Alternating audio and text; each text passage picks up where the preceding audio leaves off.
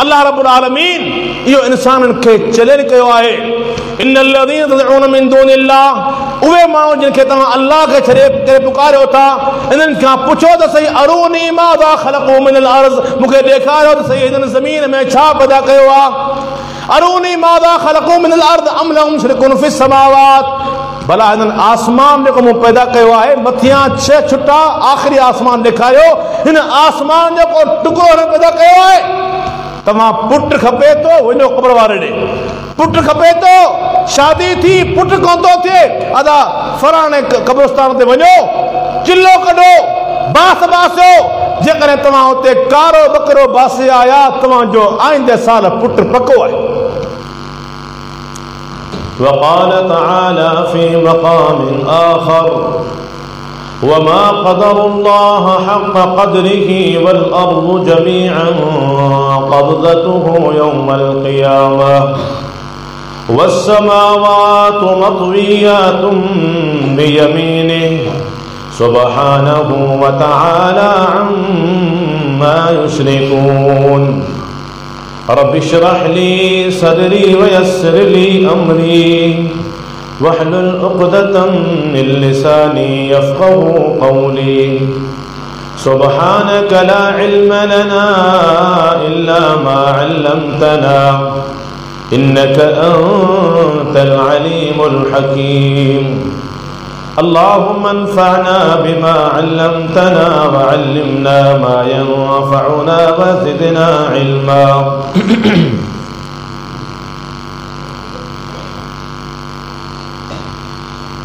मोहतरम बुजुर्गों ऐं भाइरों दोस्तों ऐं मुअज़्ज़ज़ क़ाबिल क़दर ऐं क़ाबिल सद एहतराम उलमाए किराम, दुनिया में जेके बि फ़न आहिनि उन फ़न जे हर माहिर जी अहमियत है।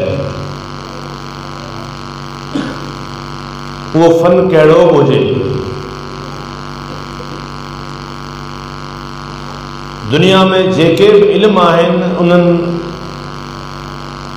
इल्मनि जे आलम जी अहमियत आहे। उहो इल्म कहिड़ी शइ सां कहिड़े बि शोबे सां ताल्लुक़ रखंदो हुजे, पर उन्हनि इल्मनि में सभ खां वधीक अहमियत ऐं अज़मत वारो इल्मु अल्लाह जे दीन जो इल्मु आहे। अल्लाह जे दीन जे इल्म में सभ खां वधीक अहमियत वारो इल्मु अल्लाह सुब्हानहू व तआला जे तौहीद जो इल्मु आहे। छो त ही इल्मु अल्लाह रब्बुल आलमीन जी ज़ात जो तारुफ़ कराए थो, ऐं अल्लाह जी ज़ात जो तारुफ़ अल्लाह जी ज़ात जे मुतालिक़ इल्मु इहो फ़र्द ऐन आहे। हिन में असां सभई बराबरि आहियूं जो असीं अल्लाह ताला जी तौहीद जे बारे में इल्मु हासिल करियो। इन जो अंदाज़ो, इन इल्म जी अहमियत जो अंदाज़ो तव्हां अल्लाह सुब्हानहू व तआला जे फ़रमान फ़अलम अन्नहु ला इलाहा इल्लल्लाह, अल्लाह ताला पंहिंजे पैगंबर खे मुख़ातिब फ़रमायो ऐं इरशाद फ़रमाए त ऐ नबी तव्हांखे मालूम हुजणु घुरिजे, तव्हां इहा ॼाण हासिल करियो त ला इलाहा इल्लल्लाह,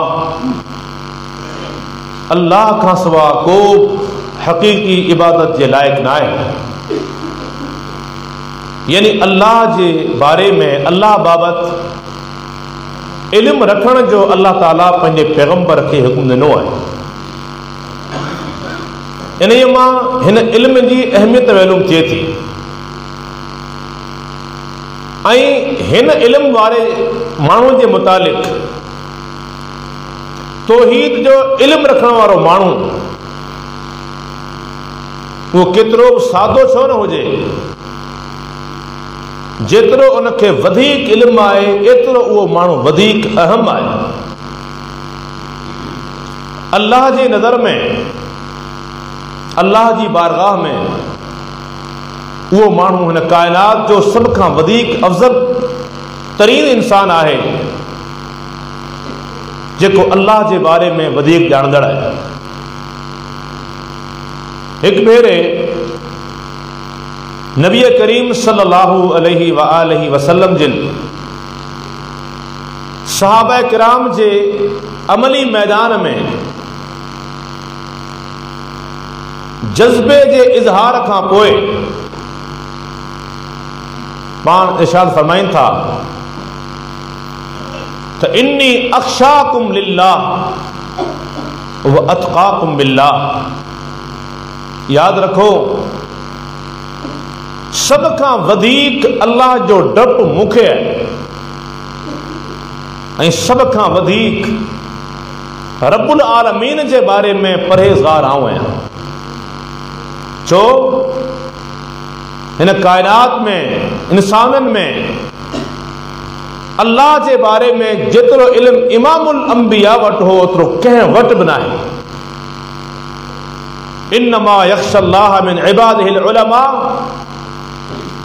अल्लाह जो खौफ सब खां वधीक काइनात में जेकॾहिं आहे त उहो अल्लाह जे बारे में ॼाणंदड़ माण्हुनि खे आहे ऐं अल्लाह जे बारे में सब खां वधीक ॼाण रखंदड़ उहे सय्यदुल अंबिया इमामुल अंबिया मुहम्मदुर रसूलुल्लाह सल्लल्लाहु अलैहि वसल्लम। हिन इल्म जो बुनियादी फ़ाइदो कहिड़ो आहे? जॾहिं इंसान अल्लाह जी ज़ात, अल्लाह जी सिफ़तनि, अल्लाह रब्बुल आलमीन जे फ़ेलनि यानी अल्लाह जे कमनि जे बारे में पढ़े थो, परखे थो, ॿुधे थो, इल्म हासिल करे थो त इंसान ते हैबत तारी थी वञे थी। इंसान में अल्लाह जी ख़शियत ऐं अल्लाह जो खौफ पैदा थिए थो ऐं उन जी बुनियाद ते इंसान अल्लाह सां मोहब्बत करे थो ऐं हर उन कम खां परे थी वञे थो, हर उन कम खे छॾे ॾिए थो, किनारा कशी करे थो जंहिं कम जे करे हू अल्लाह खां परे थिए ऐं अल्लाह ताला हिन ते ग़ज़बनाक थिए। उन करे ही अज़ीम इल्म आहे। ही इल्म हासिल करणु, ही इल्म ॿुधणु ऐं ॿुधाइणु इबादत आहे। अल्लाह रब्बुल आलमीन जूं सिफ़तूं हिकिड़ियूं उहे आहिनि जेके अल्लाह ताला ऐं अल्लाह जे पैगंबर सल्लल्लाहु अलैहि वसल्लम बयान कयूं आहिनि। असां ॿुधंदा रहूं था ऐं ॿियूं अहिड़ियूं बि सिफ़तूं आहिनि जेके अल्लाह ताला पंहिंजो पाण वटि ग़ैब में रखियूं आहिनि। मूंखे ऐं तव्हांखे उन्हनि जो को पतो न आहे। असांजो उन्हनि ते बि ईमान आहे। जेके ज़ाहिरी सिफ़तूं बयान थियल आहिनि उन्हनि मां हिकिड़ी अल्लाह रब्बुल आलमीन जी सिफ़त आहे ख़ल्क़। उहो ख़ल्क़णहार आहे, उहो अल्लाह पैदा करण वारो आहे। जेकॾहिं इंसान अल्लाह जी इन ई सिफ़त ते, जेके इन अल्लाह जी सिफ़त जा आसार हिन काइनात में असां ॾिसूं था, उन्हनि ते गौर करे, सिर्फ़ उन्हनि ते ईमान आणे त ही इंसान अरजी वञे थो। इन फी ख़ल्क़ि समावाति वल अर्दि वख्तिलाफिल लैलि वन नहार लआयातिल लिउलिल अलबाब। हमें आसमान जी तखलीक जेका मूं कई है, ज़मीन जेका मूं पैदा कई है, इन तखलीक में लआयातिल लिउलिल अलबाब, अक़िलमंद माण्हुनि जे लाइ वॾियूं निशानियूं आहिनि। ऐं अल्लाह ताला अक़िलमंद माण्हुनि जो इहो कौल बि बयानु फरमायो आहे। ज़मीन जी पैदाइश, आसमान जी पैदाइश, राति ऐं ॾींहं जी फेर घेर, ही अल्लाह जी तखलीक ॾिसी करे अक़िलमंद चवनि था रब्बना मा ख़लक़्त हाज़ा बातिला सुब्हानक फ़क़िना अज़ाबन नार। या रब, तुंहिंजी ज़ात पाक है, ही तुंहिंजो ही जोड़ियल जहान इहो को फुज़ूल कोन्हे, इहो बातिल कोन्हे, बेमक़सद कोन्हे। तुंहिंजी ज़ात पाक आहे, तुंहिंजी हर ख़ल्क़ में, तुंहिंजी हर सिफ़त में तुंहिंजी पाकीज़गी आया है। असांखे सिर्फ़ जहन्नम जे बाहि खां बचाइजे। अल्लाह उन्हनि जो इक़रार बि बयानु फरमायो। अल्लाह सुब्हानहु व तआला हिन आसमान जी तखलीक जे बारे में फरमाए थो वस्समाअ बनैनाहा बिअयदिन व इन्ना लमूसिऊन वल अर्ज़ फरशनाहा फनिअमल माहिदून। इंसानो, जेके आसमान तव्हां ॾिसो था बग़ैर थुमनि ऐं बग़ैर थुणियुनि जे, इनखे असां बनायो आहे, असां इनखे ख़लक़ियो आहे, असां पंहिंजे हथनि सां इनखे पैदा कयो आहे ऐं असां ई कुशादगी ऐं वुसअत पैदा करण वारा आहियूं। जंहिं ज़मीन ते तव्हां हलियो पिया, उन ज़मीन खे मूं विछाण बनायो आहे ऐं असां बहितरीन ज़मीन जी जेका तह आहे उनखे हमवार करण वारा आहियूं।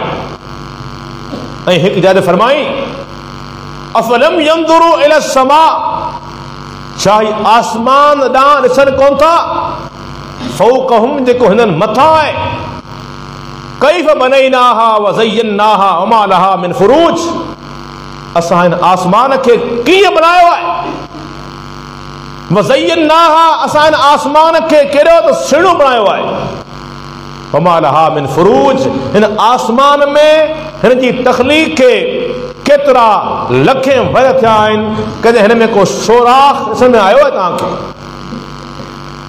वल अर्ज़ मददनाहा, हिन ज़मीन खे असां विछायो, व अलक़ैना फ़ीहा रवासी, हिन ज़मीन खे हलचल खां बचाइण जे लाइ असां हिन में जबलनि खे मेखूं करे हिन ज़मीन में असां खोड़े छॾियो आहे।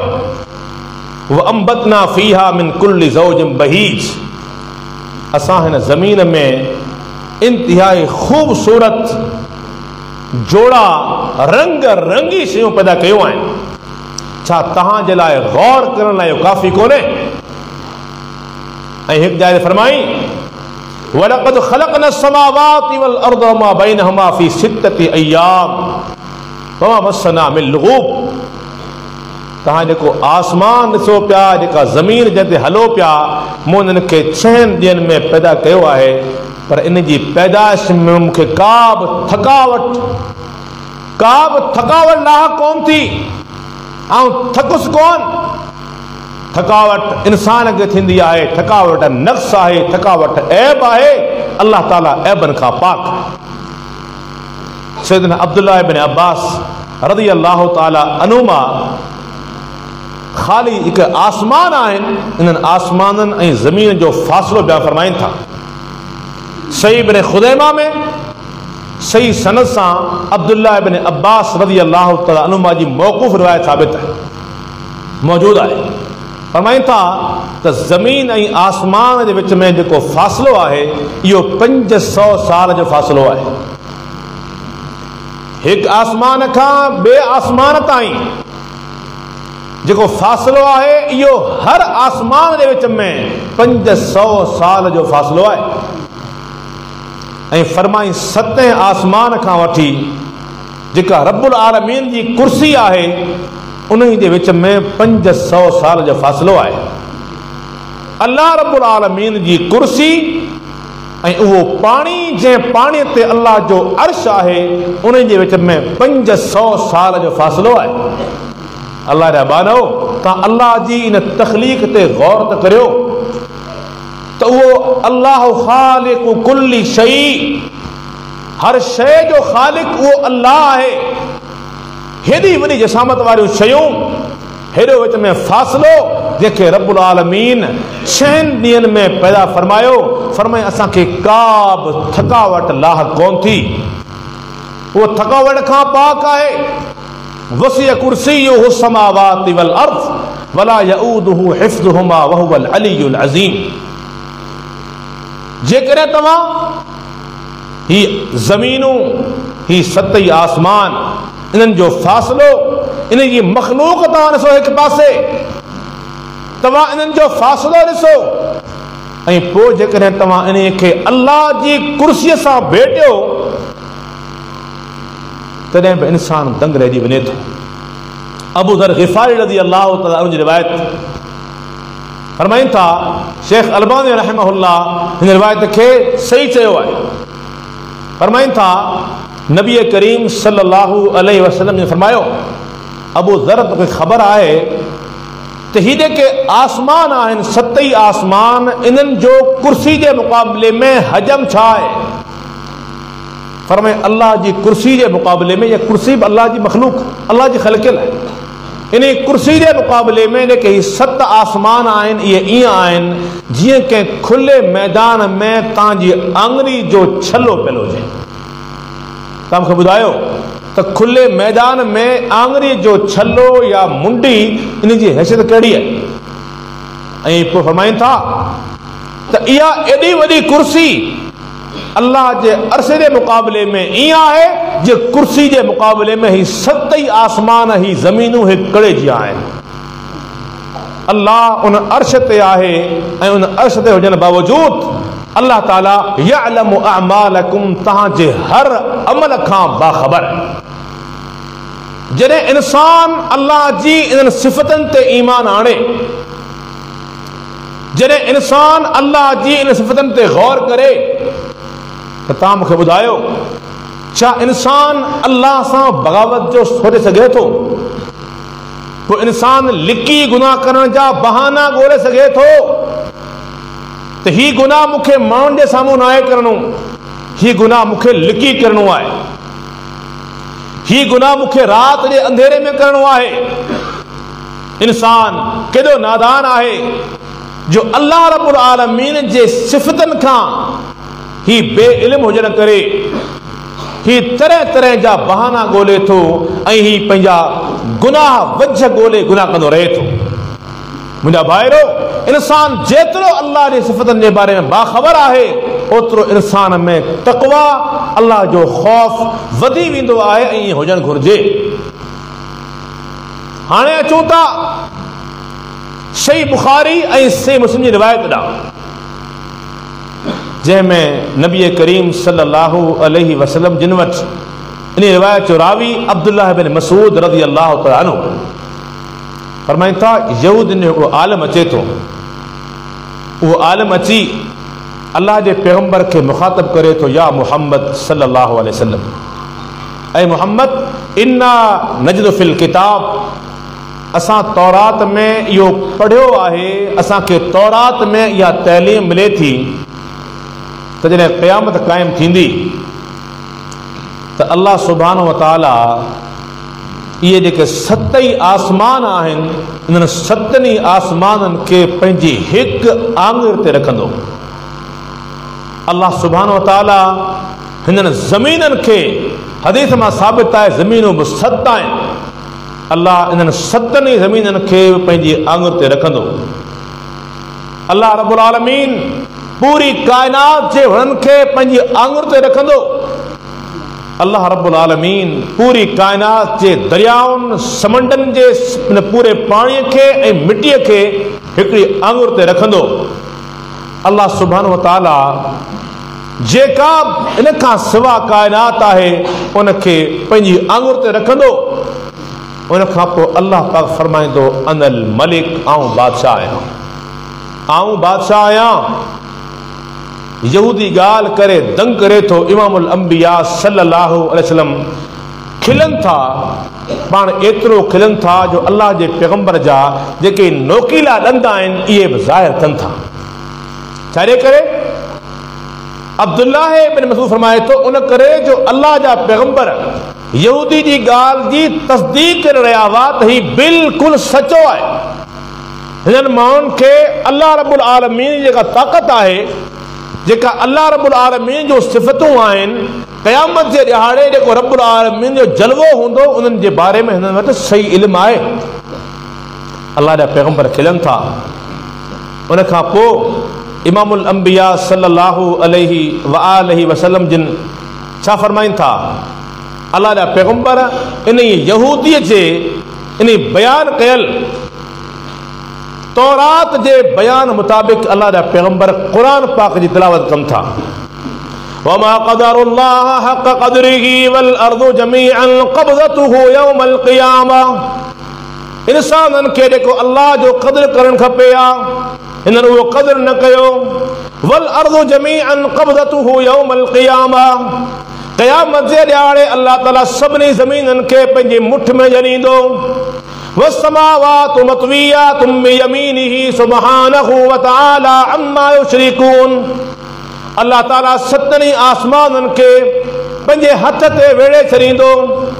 सुब्हानहु व तआला अम्मा युशरिकून। उहो अल्लाह पाक आहे। व तआला ऐं अल्लाह मथां आहे। अम्मा युशरिकून उन्हनि शयुनि खां जिन शयुनि खे अल्लाह जो शरीक बणाए रहिया आहिनि। उन खां पोइ सही मुस्लिम में वज़ाहत आहे, फरमायो त सुम्म यहुज़्ज़ुहुन्न। अल्लाह ताला ज़मीननि खे आसमाननि खे पंहिंजे हथ ते वेहण खां पोइ इन्हनि खे हरकत ॾींदो, इन्हनि खे झंझोड़ींदो ऐं फरमाईंदो अनिल मलिक अनिल मलिक। अॼु बादशाह फ़क़त आऊं आहियां, अॼु बादशाह फ़क़त आऊं आहियां। इमामुल अंबिया सल्लल्लाहु अलैहि वसल्लम अल्लाह जी कुदरत खे, अल्लाह जे सिफ़तुनि खे बयान फरमाइनि था। मुंहिंजा भाइरो, ही अल्लाह रब्बुल आलमीन जी सिफ़तनि जो इल्मु आहे। इन इल्म खे हासिल करियूं तां त असां में अल्लाह जी हैबत, अल्लाह जो ख़ौफ़ ऐं अल्लाह जो डप पैदा थिए।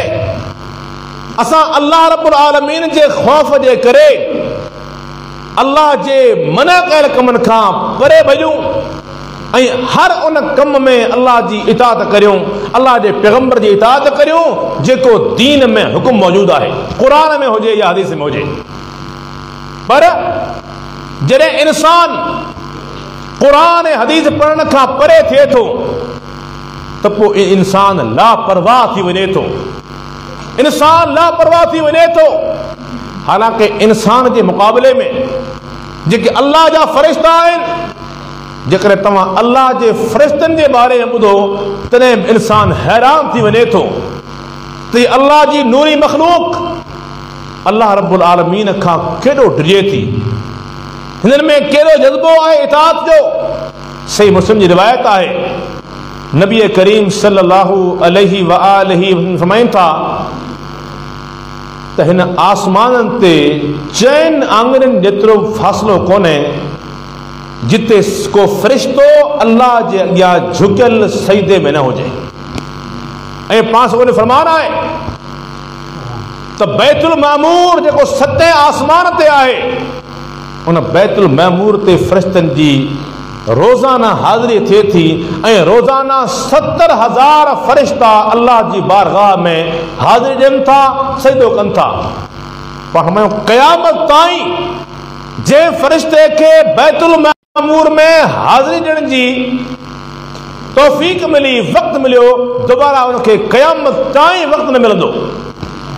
ही अल्लाह जे फ़रिश्तनि जे अंदरि अल्लाह रब्बुल आलमीन जी इबादत जो ज़ौक़ ऐं ख़ौफ़ आहे जो आसमान ते सजदा रेज़ आहिनि।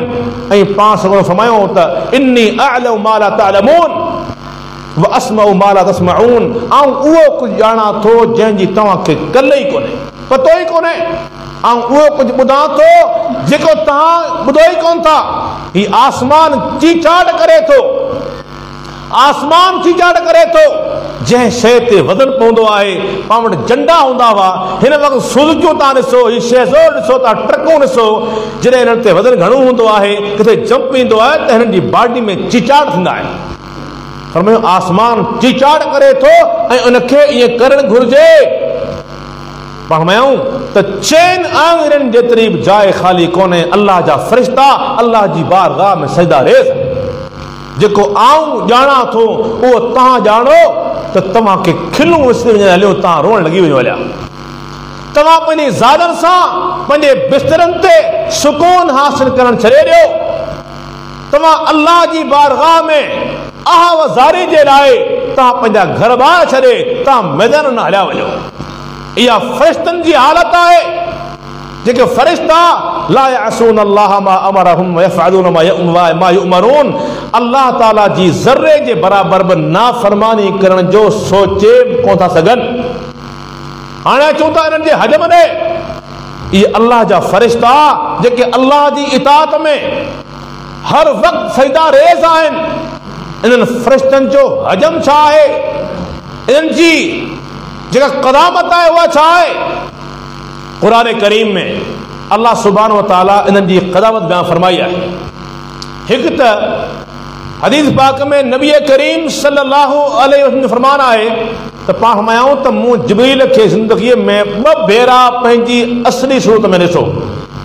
हिननि जा 600 पर हुआ, 600 पर हुआ, उन्हनि परनि मां सिर्फ़ 2 परनि हिन पूरे आसमान खे ढके छॾियो हुयो। सम्झी विया। ऐं पाण फरमायूं जॾहिं अल्लाह ताला कंहिं कम जे बारे में वही करे थो, उहा वही जो आवाज़ जेको आख़िरी आसमान आहे, आख़िरी आसमान ताईं फ़रिश्ता ॿुधनि था ऐं उन अल्लाह जे वही जे आवाज़ ॿुधण खां पोइ सभई बेहोश थी वञनि था। अल्लाह अकबर। छाजे करे?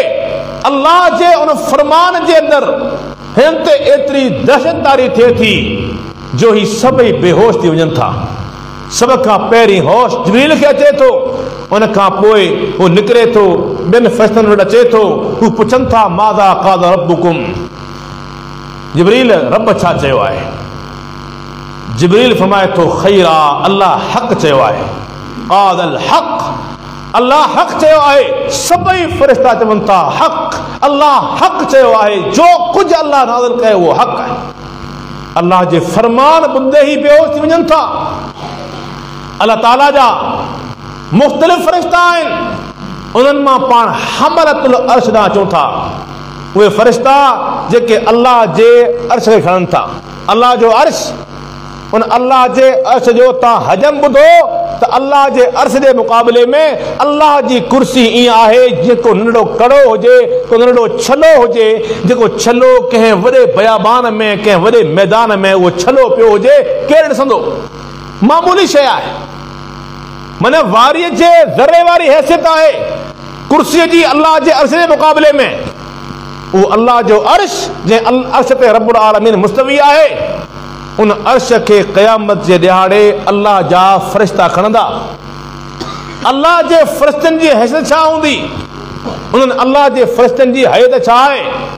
क़ुरान करीम बयान करे थो फ़इज़ा नुफ़िख़ फ़िस्सूरि नफ़ख़तुन वाहिदा वहुमिलतिल अर्दु वल जिबालु फदुक्कता दक्कतन वाहिदा फ़यौमइज़िन वक़अतिल वाक़िआ वंशक़्क़तिस समाअ फ़हिय यौमइज़िन वाहिया वल मलकु अला अर्जाइहा वयहमिलु अर्श रब्बिक फ़ौक़हुम यौमइज़िन समानिया यौमइज़िन तुअरदून ला तख़फ़ा मिनकुम ख़ाफ़िया। फरमाए सूर फूकियो वेंदो ऐं सूर फूकण खां पोइ ज़मीन ऐं आसमाननि खे पाण में टकरायो वेंदो। ज़मीन ऐं आसमाननि खे पाण में टकरायो वेंदो। फदुक्कता दक्कतन वाहिदा, उन टकराइण सां ही ॿई टुटी टुकर थी वेंदा हलिया।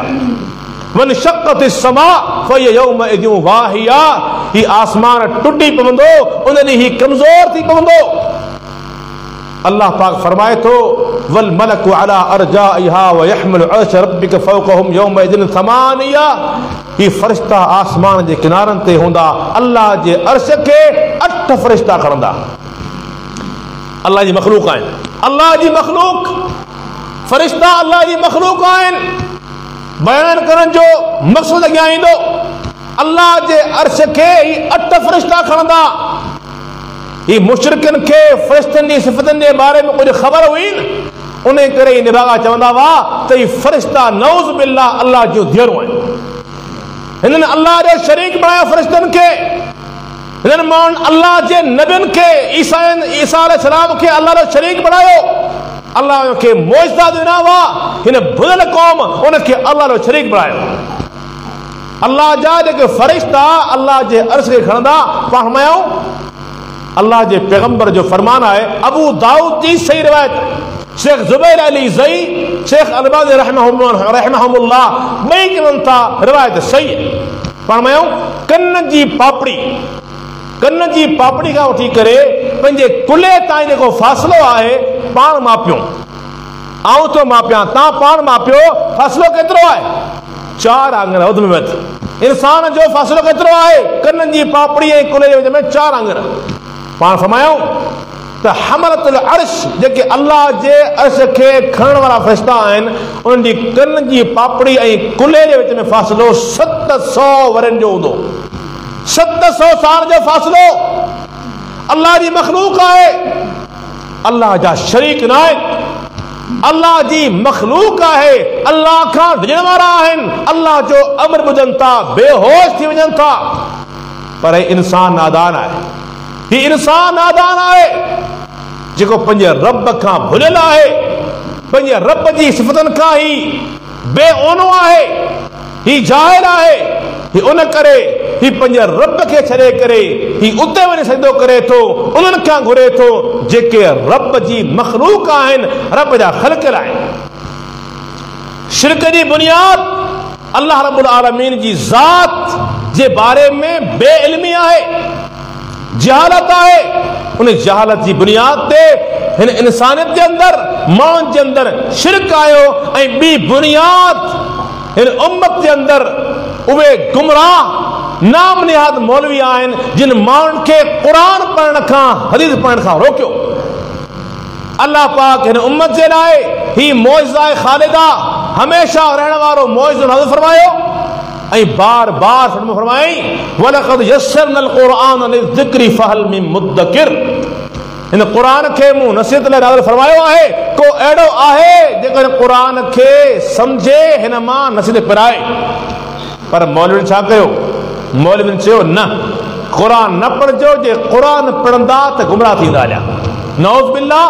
रब्बुल आलमीन जे हिन क़यामत ताईं ईंदड़ माण्हुनि जे लाइ क़ुरान पाक नाज़िल कयो, छा उहो एतिरे जे लाइ त माण्हू गुमराह थियनि? रब्बुल आलमीन चवे थो हुदल लिन्नास व बय्यिनातिम मिनल हुदा वल फुरक़ान। रब्बुल आलमीन फरमाए थो हुदल लिल मुत्तक़ीन इन हादल क़ुरआन यहदी लिल्लती हिय अक़वम व युबश्शिरुल मुमिनीन। पर मौलवी चवनि था न, क़ुरान न पढ़जो, छाजे करे? अदा जे पढ़ंदा त सम्झी वेंदा। ही क़ुरान हिन में एॾो तासीर आहे जेको पढ़ण वारे खे मञणाए थो, गोॾा खोड़ाए थो, मञणो पवे थो। उन करे मौलवियुनि सभ खां वॾो हमलो इहो कयो जो माण्हुनि खे क़ुरान ऐं हदीस पढ़ण खां रोकियऊं ऐं चऊं जेकॾहिं पढ़ंदा त कादियानी थी वेंदा, या मुनकर हदीस थी वेंदा हलिया, या कुझु थी वेंदा हलिया। हा, असीं जेका ॻाल्हि करियूं बसि उन पोयां हलंदा वञो। जे चऊं अॻियां खॾ आहे त खॾ आहे, जे सोन आहे त सोन आहे, चांदी आहे त चांदी आहे। जे चऊं त अल्लाह जे पैगंबर जे हदीस जे मुक़ाबले में ही इमाम जो फतवा सही आहे त सही आहे। मञा माण्हुनि जी तरबियत करे करे करे माण्हुनि खे असुल दीन खां हिननि छा आहे परे करे छॾियो। माण्हू क़ुरान हदीस खां परे थी विया हलिया। पोइ जेकॾहिं शिरक ऐं कुफ़र न ईंदो, बिदअतूं न ईंदियूं, ॿियो छा थींदो? ऐं पोइ हिननि माण्हुनि छा कयो? हिन हरबनि मां हिकिड़ो हरबो इहो हलायो। हिननि चयो, तव्हां चओ त न ग़ीबत सुनेंगे न करेंगे। ग़ीबत जा हिननि कार्ड ठाराया, कार्ड ठाराए करे हिननि चयो ग़ीबत न करेंगे न सुनेंगे। ऐं मतिलबु छा आहे? तव्हां कंहिंखे बि चओ साईं क़ुरान पाक ॿुध, जेको तूं करीं पियो इहो ठीक कोन्हे, वञी करे तव्हां साईं मौलवी साहब खां पुछजांइ। चवंदा हमें ये तालीम दी गई है ग़ीबत न करेंगे न सुनेंगे, आप ग़ीबत कर रहे हैं। भाई ग़ीबत का है? अब ग़ीबत शादी है, क़ुरान जी दावत आहे, अक़ीदा तौहीद जी दावत आहे, पर हुननि वीचारनि खे आम माण्हुनि खे हुननि एतिरो प्रोपेगेंडा करे हुननि छा आहे हुननि खे गुमराह कयो त हू सम्झनि था जेकॾहिं हिननि जी ॻाल्हि ॿुधीसीं त पोइ असांखे मञणो पवंदो। ऐं हक़ीक़त ॻाल्हि आहे अल्लाह जे पैगंबर खां बि माण्हुनि खे उन दौर जा माण्हू रोकींदा हुआ।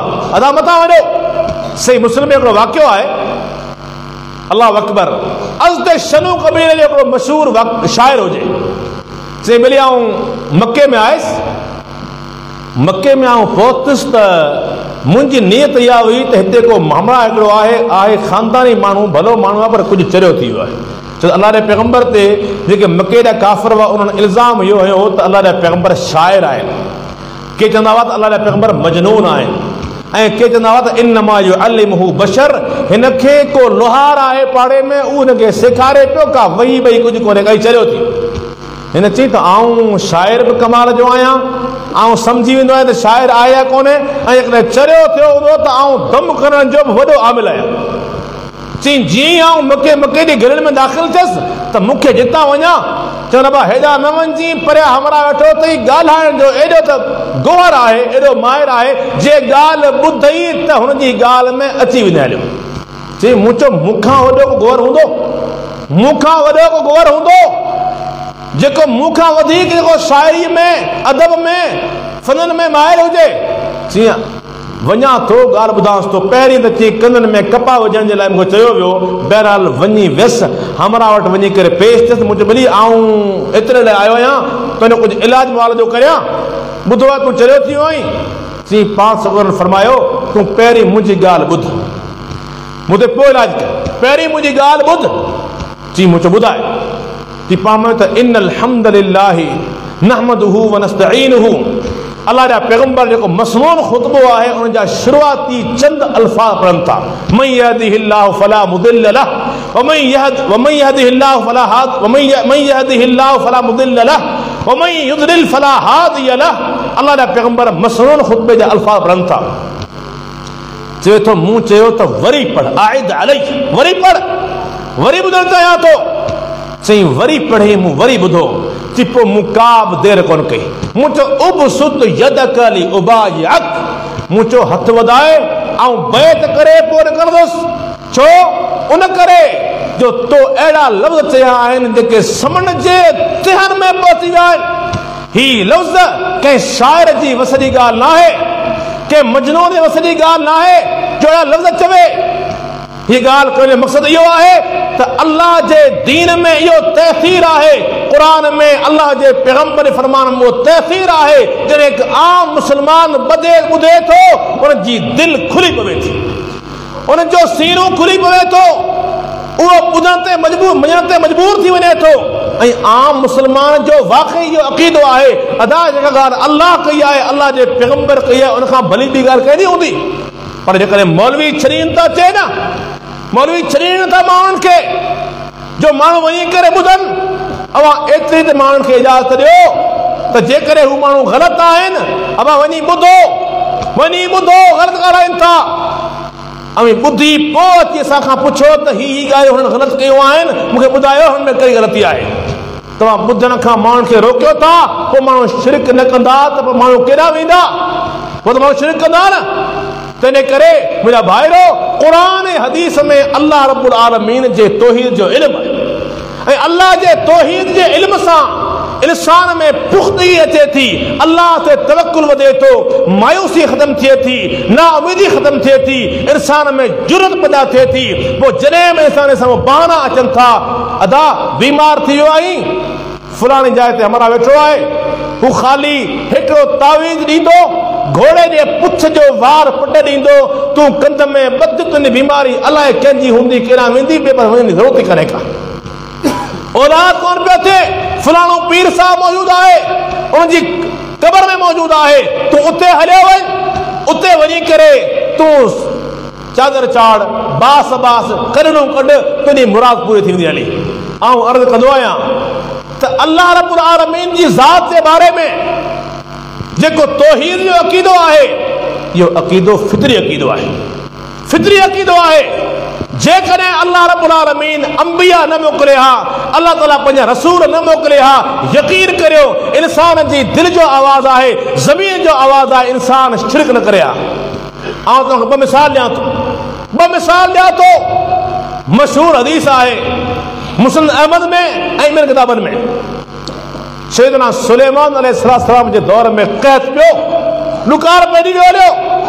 सुलेमान अलैहिस्सलाम माकोड़नि जो आवाज़ ॿुधंदो हो ऐं उन्हनि जूं ॻाल्हियूं सम्झंदो हो। अल्लाह अकबर पंहिंजी क़ौम सां गॾिजी करे दुआ करण जे लाइ निकिरे थो, अॻियां ॾिसे थो फरआ नमलतन मुस्तलक़ियतन, ॾिसे थो हिकु माकोड़ी आहे जेका पुठी अबर सही थी पई आहे, टंगूं मथे पुठा हेठि।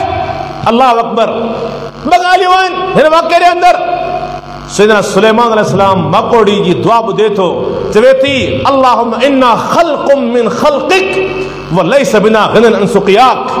या रब्बुल आलमीन, असीं माकोड़ियूं तुंहिंजी मख़लूक आहियूं ऐं पाणीअ सवा असांजो कटा कोन थो थिए, गुज़ारो कोन थो थिए। तंहिंजे करे अल्लाह मींहं वसा त असांजो गुज़ारो थिए। सुलेमान फरमाए थो त इरजिउ लक़द सुक़ीतुम बिदावति ग़ैरिकुम औ कमा क़ाल सल्लल्लाहु फरमाइनि था मोटी पंहिंजे घरनि ॾे वञो, अव्हां खे कंहिं ॿी मख़लूक जी दुआ जे करे इजो मींहुं आयो, इजो मींहुं आयो। हीअ माकोड़ी आहे, हिन माकोड़ी ते वही कोन आई हुई। हीअ माकोड़ी कंहिं फ़िक़े जी पैरोकार कोन्हे। हीअ माकोड़ी कंहिं मुबल्लिग जी दावत न आहे ॿुधी। हिन माकोड़ी जो फितरी अक़ीदो आहे। ॿ एतबार सां, नंबर 1 अल्लाह मथे आहे, अल्लाह मथे आहे।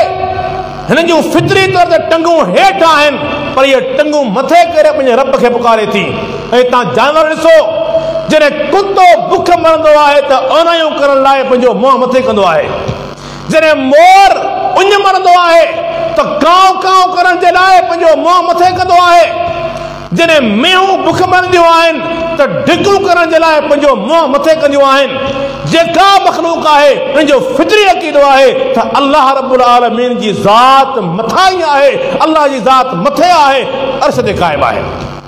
नंबर 1। नंबर 2, माकोड़ीअ खे ख़बर हुई त अल्लाह खां सवा को ॿुधण वारो कोन्हे। ही मींहुं वसाइण इंदहु मफ़ातिहुल ग़ैबि ला यअलमुहा इल्ला हू व यअलमु मा फिल बर्रि वल बहर वमा तस्क़ुतु मिन वरक़तिन इल्ला यअलमुहा। माकोड़ीअ खे ख़बर आहे त न त को ग़ैब जो ॼाणण वारो आहे ऐं न त को मींहुं वसाइण वारो आहे। व युनज़्ज़िलुल ग़ैफ़, आसमान तां मींहुं वसाइण वारो फ़क़त अल्लाह आहे। अॼुकल्ह कुझु पढ़ियल लिखियल जाइ चवंदा आहिनि अदा चाइना अहिड़ी टेक्नोलॉजी खणी आयो आहे जंहिंसां मींहुं वसाइनि था, मींहुं वसाइनि था। असीं चवंदा चाइना खे परे करियो, या सऊदी अरब वारा सदन खां कनि पिया। जॾहिं हाजी वञनि था, जॾहिं हाजी मीना पहुचनि था, अरफात पहुचनि था, सऊदी वारनि पाइप ॾेई करे शावर मथां आणे छॾिया आहिनि। हाजी वेंदा हुआ, मथां बूंद थींदी पई। इहो कहिड़ो मींहुं आहे जंहिं मींहं सां 4 वण जेके उन्हनि जी पाण खे पाणी पहुचे, बाक़ी पूरो जेको ज़मीन जेका आहे उहा उञ रहिजी वञे हले, पूरी ज़मीन उञ रहिजी वई हली, 4 वणनि ताईं पाणी पहुतो। इहो साॻियो मींहुं असांजा ॿार जा माण्हू पखालूं मरे करे उठनि ते गदनि ते अची करे पंहिंजे पुटनि खे पाणी पीआरींदा हुआ, इहे वालियूं कंदा हुआ, सॻियूं पोखींदा हुआ। इहो साॻियो मींहुं आहे, नालो चइजे आहे, अंदाज़ चइजे आहे, ॿियो कुझु कोन अथव। अल्लाह जी हिकमत आहे, इहो अल्लाह जो इख़्तियार आहे। माकोड़ीअ खे ख़बर आहे त इहो मींहुं वसाइण जी सिफ़त सिर्फ़ु अल्लाह जी आहे। तंहिंजे करे घुर्बो बि अल्लाह खां, विच में कंहिं वसीले वास्ते जी ज़रूरत कान्हे का। अल्लाह रब्बुल आलमीन जो तौहीद इहो फितरी अक़ीदो आहे, फितरी अक़ीदो आहे। ॿिए पासे वञण जी, ॿिए खां घुरण जी का ज़रूरत कोन्हे का। वल्लज़ीन यदऊन मिन दूनिल्लाह, उहे माण्हू जेके अल्लाह खे छॾे ॿियनि खे पुकारनि पिया, लन यख़्लुक़ू ज़ुबाबन वलौ इज्तमऊ लह इन्नल्लज़ीन तदऊन मिन दूनिल्लाह, तव्हां जिन खे पुकारियो पिया अल्लाह खे छॾे करे, लन यख़्लुक़ू ज़ुबाबा, उन्हनि में हिकु मख पैदा करण जी बि हिमत न आहे। व इन यसलबुहुम ज़ुबाबु शैया, जेकॾहिं मख उन्हनि खां का शइ खसे वञे, ला यस्तनक़िदूहु मिनहु, उन खां खसण जी हिननि में ताक़त न आहे। मख खसे वञे, हिन पीर में, हिन क़बर वारे में एतिरी एतरी हिम्मत कोने जो झपको दी करे न मख खां यो ज़र्रो जे मुंह में कर रह सके। डॉक्टर साहब मिसाल ॾींदो आहे हुन मेडिकल में या शइ मुसलम आहे त मख जे वात में शइ वई उहा गरी वेंदी, गिग थी वेंदी, पाणी थी वेंदी, उहा कंहिंजे कंट्रोल में न आहे। दुनिया जी का मशीनरी न आहे जेका मख जे भोर खे खसे सघे।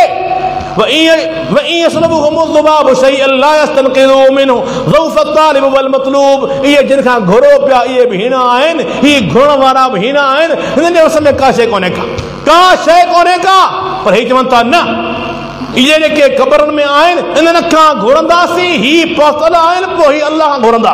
तव्हां खां मकोड़ी भली आहे, तव्हां खां मकोड़ी भली आहे। जंहिंखे ख़बर आहे त अल्लाह रब्बुल आलमीन ई ॾियण वारो आहे, विच में कंहिं वसीले वास्ते जी ज़रूरत कोन्हे का। इहो त मख जो अक़ीदो आहे।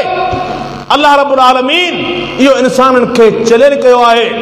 इन्नल्लज़ीना तदऊन मिन दूनिल्लाह, उहे माण्हू जिन खे तव्हां अल्लाह खे छॾे करे पुकारियो था, इन्हनि खां पुछो त सही अरूनी माज़ा ख़लक़ू मिनल अर्ज़, मूंखे ॾेखारियो त सही हिननि ज़मीन में छा पैदा कयो आहे। अरूनी माज़ा ख़लक़ू मिनल अर्ज़ अम लहुम शुरकुन फ़िस समावात, भला हिननि आसमान जेको मूं पैदा कयो आहे, मथियां 6 छुटा आख़िरी आसमान ॾेखारियो, हिन आसमान जो को टुकड़ो हिननि पैदा कयो आहे। तव्हां पुट खपे थो वञो क़बर वारे ॾे, पुट खपे थो शादी थी पुट कोन थो थिए, अदा फलाणे क़ब्रिस्तान ते वञो, चिल्लो कढो, बास बासियो। जेकॾहिं तव्हां हुते कारो बकरो बासे आया, तव्हांजो आईंदे साल पुट पको आहे।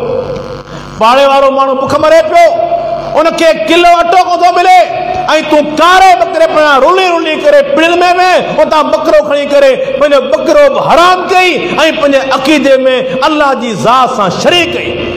केरु ॾियण वारो आहे? पुट ॾियण वारो केरु आहे? धीउ ॾियण वारो केरु आहे? अल्लाह जी ज़ात आहे। अल्लाह पाक फरमाए थो मूंखे ॿुधायो त सही, ॾेखारियो हिननि ज़मीन में छा पैदा कयो आहे।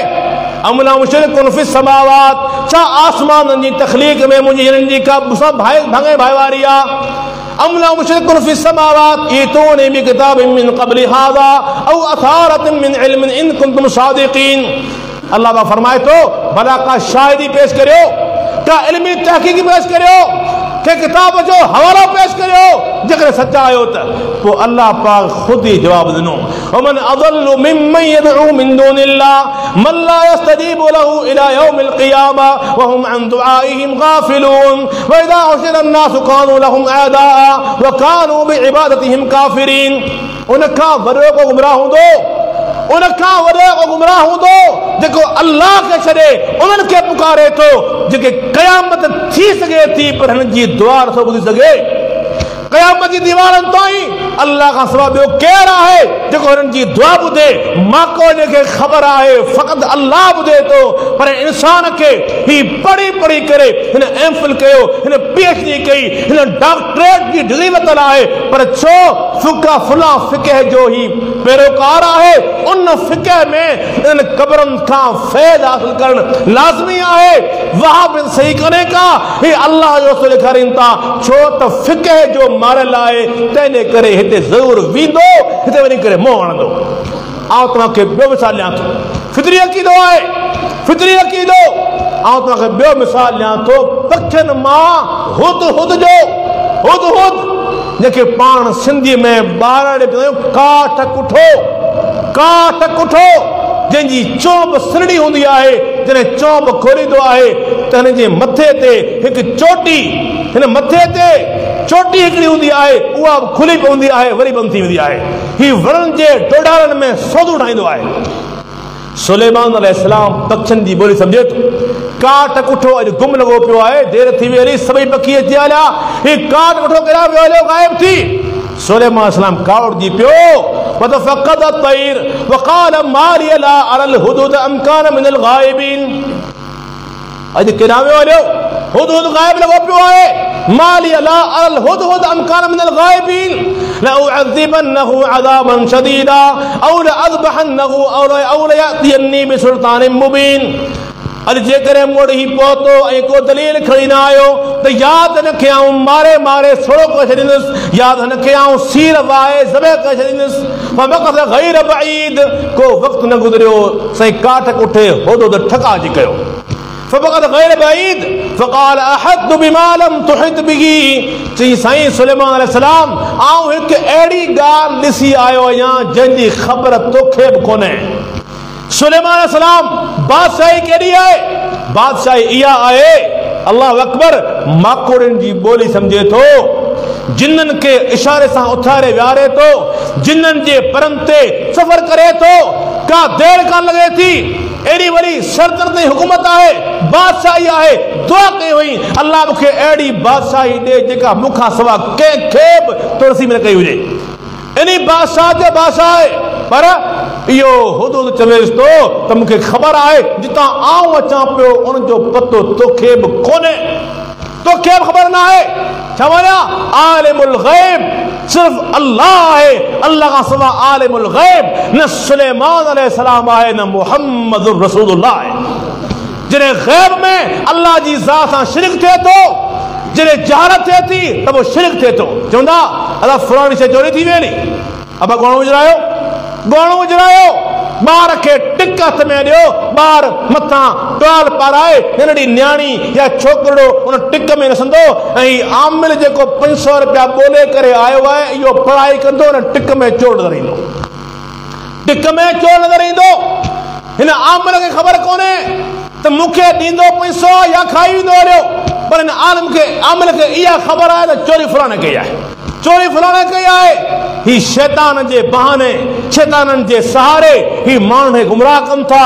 अल्लाह जे पैगंबर वईद ॿुधाई, जेको माण्हू कंहिं काहिन वटि वियो, जेको तव्हांखे गैब जूं ख़बरूं ॿुधाए, गैब जूं ख़बरूं ॿुधाए थो, जेकॾहिं कंहिं अर्राफ़ वटि वियो, हथ जूं लकीरूं ॾिसी, यार मूंखे औलाद लिखियल आहे की कोन्हे, यार शादी खे 4 साल थी विया अञा ताईं औलाद कोन आयो आहे, या अगरि को न्याणियूं आहिनि, लकीर ॾिस भला नसीब में औलाद आहे की कोन्हे। पंहिंजा अक्सर नौजवान कॾहिं कॾहिं मज़ाक बि कंदा आहिनि, इन ॻाल्हि में मज़ाक बि जाइज़ कोन अथव। हा, जेकॾहिं कंहिं मजमे जे अंदरि उनखे ज़लील करण लाइ करियो था त पोइ बि ॻाल्हि आहे, जेकॾहिं न त मज़ाक बि जाइज़ कोन्हे। सम्झी विया? फरमायूं जेको कंहिं काहिन वटि वियो या इन अर्राफ़ वटि वियो ऐं जेको हू चवे थो उनजी तस्दीक करे थो, उन मुहम्मद रसूलुल्लाह ते नाज़िल थियल शरीयत जो इनकार कयो, कुफ्र करे थो इंसान। छाजे करे? ही आलिमुल गैब फ़क़त अल्लाह आहे, ही इंसान खे आलिमुल गैब सम्झे थो। अल्लाह जा वानो मूंखे ॿुधायो, हिन काइनात में अल्लाह जे पैगंबर खां वॾो को वली आहे? अल्लाह जे नबी खां वॾो को वली आहे? सय्यदुल अंबिया आहिनि, सय्यदुल अंबिया। अल्लाह रब्बुल आलमीन पंहिंजे पैगंबर खां चवरायो, क़ुल ला अमलिकु लिनफ़्सी नफ़अन वला दररन इल्ला मा शा अल्लाह वलौ कुन्तु अअलमुल गैब लस्तक्सरतु मिनल खैर वमा मस्सनी यसू। ऐ पैगंबर तव्हां चओ आऊं पंहिंजे नफ़े ऐं नुक़सान जो मालिक कोन आहियां। अल्लाह अकबर, कमाल आहे। मुझे रब जूं सिफ़तूं पढ़ंदा त ख़बर पवंदी त ख़ालिक जो मक़ाम पंहिंजो आहे, मख़लूक जो मक़ाम पंहिंजो आहे। उन मख़लूक में उहो मुहम्मद रसूलुल्लाह हुजे, जिब्रील अमीन हुजे, मीकाइल हुजे, इसराफील हुजे, कहिड़ो फ़रिश्तो हुजे, कहिड़ो पैगंबर हुजे, इंसान हुजे जे नाते सां इंसान आहे, मख़लूक आहे। अल्लाह जूं सिफ़तूं कमाल आहिनि, इंसान जूं सिफ़तूं उन्हनि में नुक़्स आहे, उन्हनि में कमी आहे, उन्हनि में एहतियाज आहे, उन्हनि में कोताही आहे। अल्लाह पाक चवरायो, तव्हां चओ आलिमुल गैब फ़क़त अल्लाह आहे। जे आऊं हुजां हा त मूंखे दुनिया में को ॾुख अचे हा, को ॾुख अचे हा?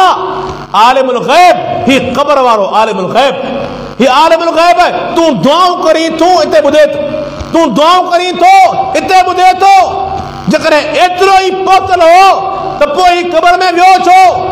अहिड़ो को दुनिया में वली आहे जे ज़िंदा जीअरे जी चयो हुजे मूंखे खणो, मूंखे टंगाटोली करियो, मूंखे क़बर में दफ़न करियो, ऐं क़बर में सवलो कोड़ माण्हू आहे? जेकॾहिं अहिड़ो को पहुतल हुजे हा त क़बर में वञे ई कोन, क़बर में वञे ई कोन हा।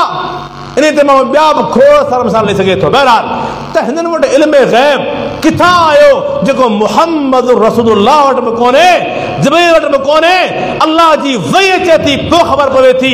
इन खां पहिरीं सवाल थियनि था। इमामुल अंबिया टे ॾींहं गुज़री वञनि था, ख़ामोश आहिनि, ख़ामोश आहिनि। सवाल थियो आहे, मुहम्मद रसूलुल्लाह ख़ामोश आहे। अॻिते हलूं था त मुंहिंजा भाइरो, इल्म गैब फ़क़त अल्लाह वटि आहे, अल्लाह जे नबी वटि कोन्हे को। हिकु पखी जो अक़ीदो चई त जीतुक मिन सबइन बिनबइन यकीन साईं आऊं सबा शहर मां अचां पियो ऐं यकीनी ख़बर अखियुनि ॾिठो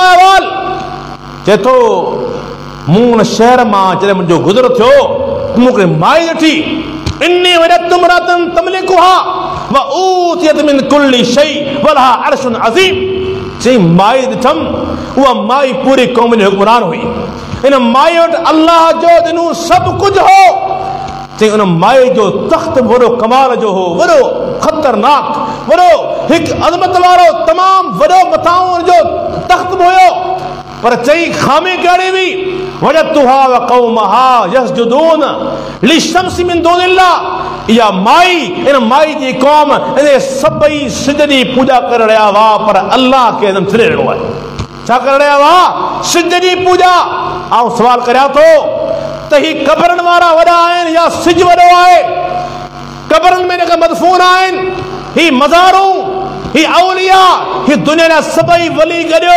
ऐं पोइ तव्हां सिज खे ॾिसो तव्हांखे ख़बर पइजी वेंदी हली त वॾो हजम कंहिंजो आहे वॾो सियारो सिज आहे या ही औलिया हिन खे तव्हां बणाइण ठाहियो आहे चई त सिज जी पूॼा करे रहिया हुआ अल्लाह खे छॾे करे अल्लाह अकबर छा चई इहो पखी चवे थो वज़य्यन लहुम शैतानु अअमालहुम सद्दहुम अन सबील फहुम ला यहतदून शैतान हिननि जे लाइ हिननि जे अमलनि खे सुहिणो करे पेश कयो आहे ऐं गुमराह थी विया आहिनि अॻियां छा चवे थो अल्लाहु अकबर अल्लाह यसजुदू लिल्लाहि अल्लज़ी युख़रिजुल ख़बा फ़िस समावाति वल अर्ज़ हिननि खे रुॻाए कोन थो जो अल्लाह खे छॾे करे सिज अॻियां झुकनि हिननि खे घुर्जे हा उन अल्लाह जे अॻियां सजदो कनि हा जेको आसमाननि ऐं ज़मीननि जा गुज ॼाणे थो ज़मीननि जा गुज आसमान जा गुज ॼाणे थो हिननि खे घुर्जे हा उन अल्लाह खे सजदो कनि मालूम थियो इहो फितरी अक़ीदो आहे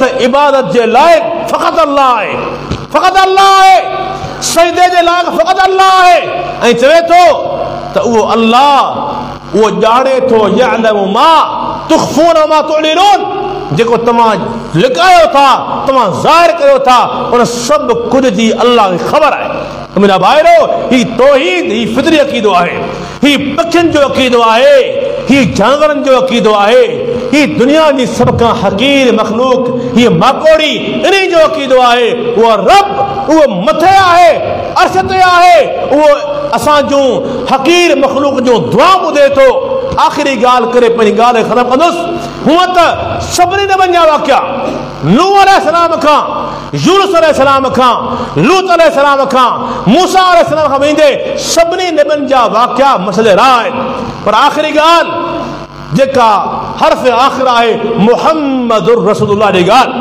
चवंदा आहिनि त अल्लाह जा पैगंबर मुख़्तार कुल आहिनि नऊज़ बिल्लाह एतिरे क़दर क्यों जो मुस्तवी था अर्श पर खुदा होकर वो उतर पड़ा मदीने मुस्तफ़ा होकर जेके अल्लाह जा इख्तियार हुआ वो अर्श वारो नऊज़ बिल्लाह वो मदीने में मुहम्मदी सूरत में नथो आहे ही अक़ीदो ईसाई जो अक़ीदो कोन्हे अक़ीदा तस्लीस न आहे इहो अल्लाहु अकबर हिन उम्मत में मौजूदु आहे मुंहिंजे तव्हां मूंसां तव्हां सां गॾु उथण वेहण वारा मुख़्तलिफ़ फ़िक़हनि जा पैरोकार माण्हू उन्हनि में अक़ीदो मौजूदु आहे ही नूर मिन नूरिल्लाह ही अक़ीदो छा तस्लीस न आहे छा चयो ईसाइनि चयो हो त अल्लाह जो ईसा पुटु आहे अल्लाह ताला जो ईसा नऊज़ बिल्लाह पुटु आहे ऐं उम्मत जे माण्हुनि चयो त अल्लाह जा पैगंबर नूरुम मिन नूरिल्लाह आहिनि अल्लाह जे नूर मां नूर अल्लाह जो जुज़ थियो कोन थियो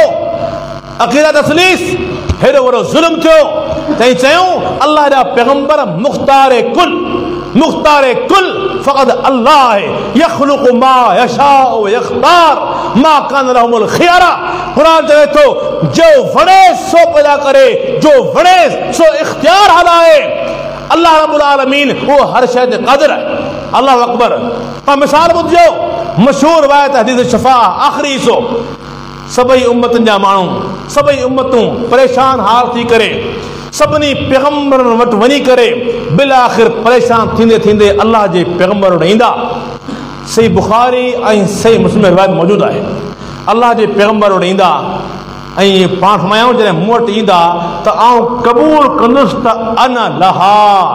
हिन सिफ़ात जो हक़ वाकई मुंहिंजो आहे, शफ़ाअत जो हक़ वाकई मुंहिंजो आहे। उन खां पोइ छा कंदा इमामुल अंबिया? गौर कजो, लफ़्ज़ ॿ टे आहिनि, गौर कजो। अल्लाह अकबर। पाण फरमायूं ऐं अल्लाह जी बारगाह में बीहण खां पहिरीं अल्लाह खां इजाज़त वठंदुसि। अल्लाह जी बारगाह में बीहण खां पहिरीं अल्लाह खां इजाज़त वठंदुसि। तव्हां मूंखे ॿुधायो, इजाज़त वठण वारो छा उन ज़ात जे बराबरि आहे जेको इजाज़त ॾियण वारो आहे? इजाज़त केरु वठंदो आहे? जंहिंजी नज़र में इजाज़त ॾियण वारे जी हैबत हुजे, जंहिंखे ख़बर आहे इजाज़त न ॾेई न ॾिनई कवड़जी पियो त मुंहिंजे ख़िलाफ़ कार्रवाई करे सघे थो। पाण फरमायूं आउं इजाज़त वठंदुसि, मूंखे इजाज़त ॾिनी वेंदी, पोइ आउं अल्लाह जी बारगाह में अची बीहंदुसि, अल्लाह जे साम्हूं बीहंदुसि, ऐं पोइ मूंखे अल्लाह उहे लफ़्ज़ सेखारींदो जेके अॼु ताईं मूंखे ख़बर न हूंदी। अल्लाह अकबर। कया लफ़्ज़? फयुल्हिमुनिल महामिद। मूंखे अहिड़ा हमद जा लफ़्ज़ अल्लाह सेखारींदो जेके उन वक़्त ताईं मूंखे ख़बर न हूंदी त अल्लाह मूंखे हाणे छा सेखारे थो। चवंदा आहिनि त आलिमुल ग़ैब आहे, आलिमुल ग़ैब आहे, मुख़्तारे कुल आहे। जॾहिं आलिमुल ग़ैब आहिनि त ख़बर छो न आहे त अल्लाह मूंखे छा सेखारींदो? हमेशा अल्लाह मूंखे सेखारींदो जिन जी ख़बर मूंखे तेसि ताईं न पवंदी जेसि ताईं अल्लाह सेखारींदो। अल्लाह अकबर। अल्लाह ताला मूंखे अल्फाज़ सेखारींदो ऐं अल्लाह जी बारगाह में सजदे में किरी पवंदुसि। अल्लाह अकबर। अल्फाज़ कहिड़ा अज़ीम आहिनि।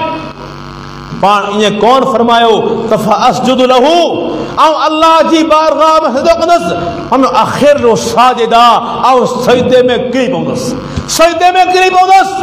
अल्लाह अकबर। ही केरु आहे? अल्लाह जी बारगाह में मुहम्मद रसूलुल्लाह अला रूसिल खलाइक पूरी कायनात जे साम्हूं सजदा रेज़ थी करे इहो साबित कंदा उहो ख़ालिक पंहिंजी मख़लूक खां बाइन आहे, ऐं मख़लूक आहियां, ऐं उन ज़ात जो फ़क़ीर आहियां, मोहताज आहियां। छो?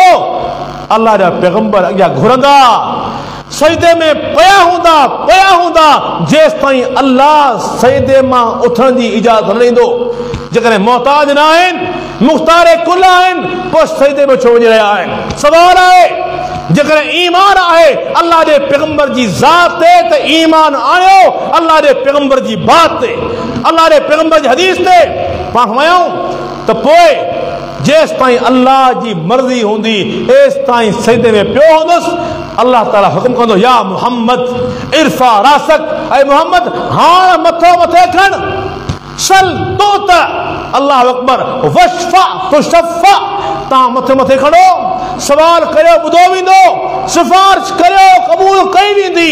आउं उथंदुसि, आउं चवंदुसि उम्मती उम्मती, या रब मुंहिंजो सवाल इहो आहे, मुंहिंजी उम्मत जी पार अथई, या रब सभ खां पहिरीं मुंहिंजी उम्मत जो फ़ैसिलो फरमा, उनजी ख़ुलासी फरमा, मुंहिंजी उम्मत जे बारे में अल्लाह फ़ैसिलो जारी फरमा। इलाही सारियूं रसीदूं आहिनि। अल्लाह जा पैगंबर अल्लाह जी बारगाह में बेइख्तियार है। या अय्युहन नास अंतुमुल फुक़राउ इलल्लाह वल्लाहु अल गनियुल हमीद। इन आयत जो मिस्दाक आहे मुहम्मदुर रसूलुल्लाह। अल्लाह जी बारगाह में अल्लाह खां घुरे पियो। घुरण वारो केरु हूंदो आहे? घरण वारो मोहताज हूंदो आहे। मुहम्मदुर रसूलुल्लाह जो शान इहो आहे। अल्लाह अकबर।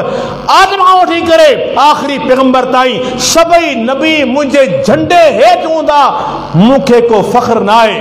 मक़ाम इहो आहे, सभिनी नबी मौजूद आहिनि, शिफ़ाअत करण वारा मुहम्मद रसूलुल्लाह आहिनि। मक़ाम इहो आहे, सभ खां पहिरीं जन्नत जे दरवाज़े ते मुहम्मद रसूलुल्लाह आहिनि। मक़ाम इहो आहे, पर अल्लाह जे दर्जा मोहताज आहिनि, मोहताज आहिनि।